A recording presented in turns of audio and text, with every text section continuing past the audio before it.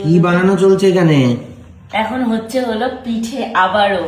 মানে প্রতিবার আসি আর মায়ের থেকে এখন থেকে একটা একটা নতুন নতুন করে আইটেম শিখে যাই।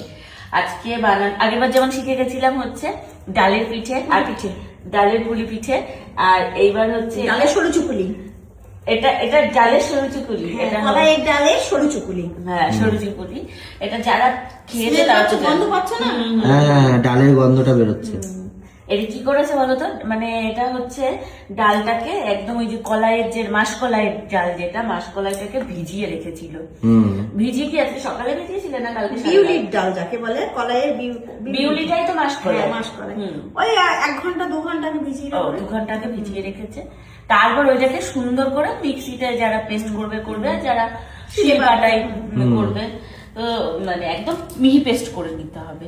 করার পর তার মধ্যে হচ্ছে আবার ওই আতপ চালের গুঁড়ো দিতে হবে, আর দিতে হবে একটু নুন দিয়ে এই যে ঠিক এই যে এরকম, না খুব মোটা মানে, হ্যাঁ মোটা মানে হচ্ছে ঘন, আর না খুব পাতলা, ওরকম ভাবে এরকম করতে হবে। আর তারপর এটাকে কিসে করবে? তাওয়ায় বা ফ্রাইং প্যান, যার যেমন আছে।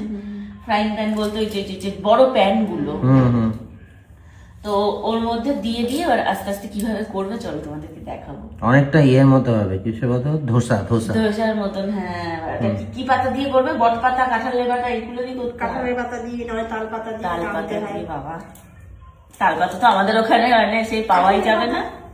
কাঁঠালের পাতা যদি কারোর বাড়িতে থাকে সেখান থেকে নিয়ে এসে করতে হবে। হ্যাঁ, এবার আমি শিখে নি, আমি এখন ছাত্রী লেভেলে রয়েছি, আগে শিখে নি তারপর বানাবো। ছাত্রী লেভেলে